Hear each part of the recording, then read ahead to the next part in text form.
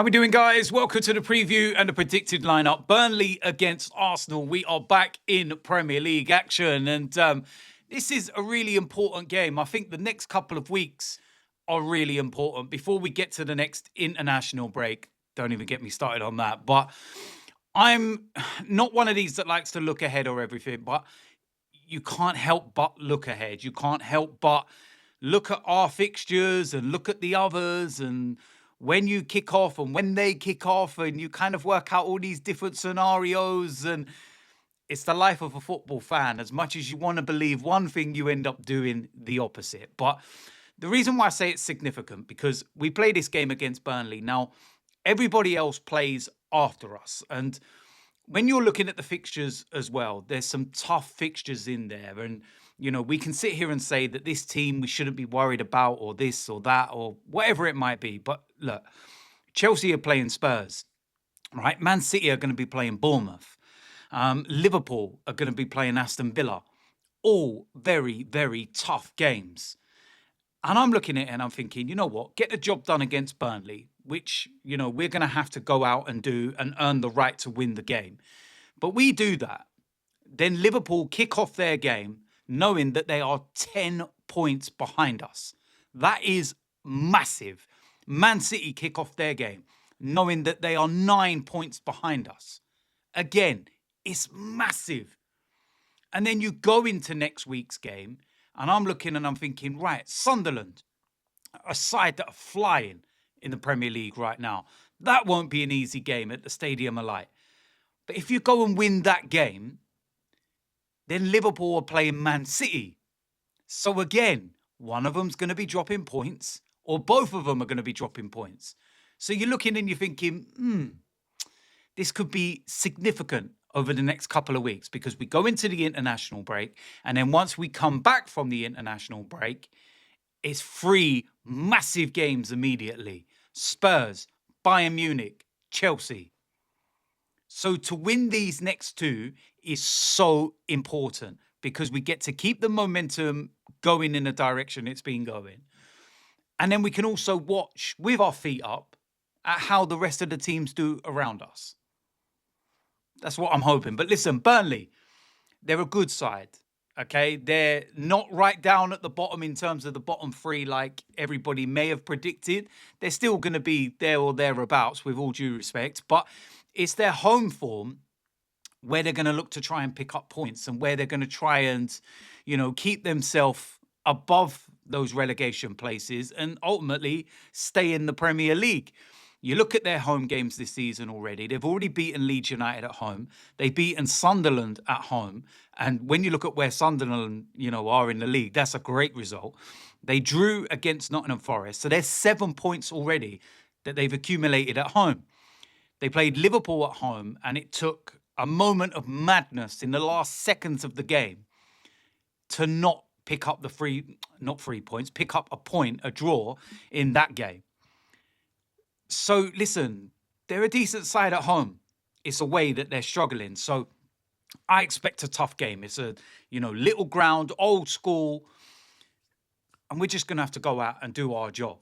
You know, they've got a very experienced player in Kyle Walker, who will want to try and, you know, help his former club, Man City, no doubt.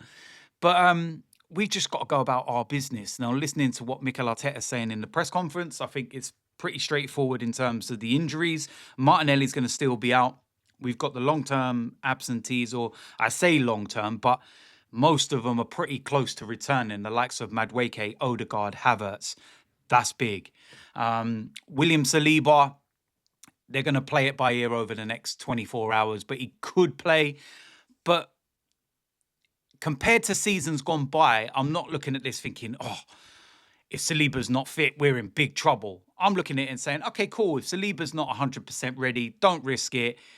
We keep him, you know, rested up for Champions League in midweek and Sunderland next week. And Christian Mosquera comes in. How nice is that? Bring Christian Mosquera in, job done.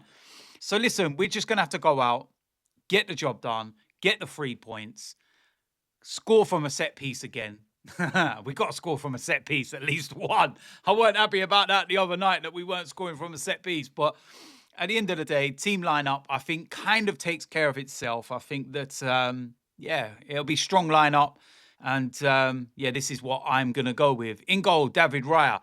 Back after, getting a rest in the Carabao Cup. You could say that for the whole of October, he's been resting anyway. And I said it in the last video that I'd done.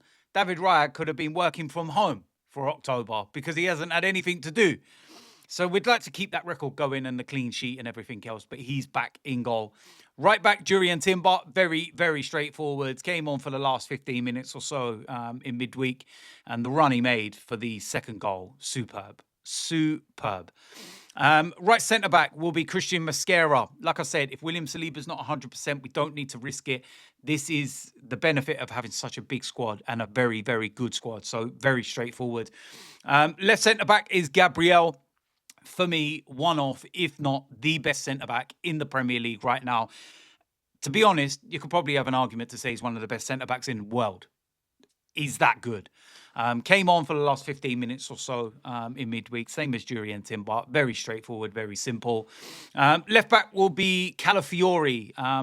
Got a nice rest in midweek. No issues, no drama. He's going to be, having to keep his levels up when you think of the likes of Hencape coming into the side now, can play in that left-back position, and he's looked really good from what I've seen so far. Miles Lewis-Skelly as well, grabbing a couple of assists lately as well from that left-back position, so he's pushing.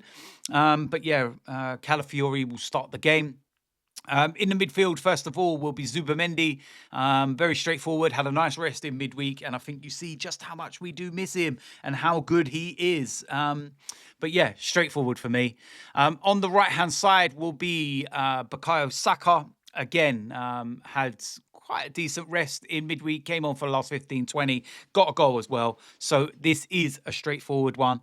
Next up, we have Eberechi Eza. Listen, played quite a bit in midweek, but I don't think he's played a lot of football over the last few weeks as some others, because when you take the last international games into consideration, he was hardly used by England. So I don't think he's played loads. And there's no issues or drama with it. He starts, very simple. Next to him, Declan Rice, again, a straightforward one. Another player that got quite a long rest in midweek, came on very late in the game, and there's no drama or issues with that. On the left-hand side will be Trossard. Again, another player that we were able to rest and bring on very late in the game. Very straightforward. No Martinelli, so there's not even a debate over this. Trossard starts the game. And then up front as the striker will be Victor Gyökeres. Again, this is a straightforward one. Didn't play in midweek, so he's had a nice rest. And I think it was needed when you think that he's one of the players that's not been able to rotate and move around and give minutes to other players and let him rest, and absolutely fine. So no issues at all. So listen, there we go. That's it for the lineup. I think that's a very, very, very strong lineup. It should be enough to get the job done. We'll have a strong bench as usual. And yeah, listen, at the end of the day, over the next couple of weeks, we're going to start seeing some players return as well. The likes of Odegaard, Havertz, Madueke, they will be welcome additions back into the squad. That's for sure. So strong lineup. Should be able to get the job done. Get the job done is all I care about. 3 points. How we score, don't care. Just score. Get the 3 points. Move on to the next one. It's as simple as that. So you know what to do. If you haven't already, make sure you hit the subscribe button, smash a like on this video, and I will see you lot soon. I'm out of here.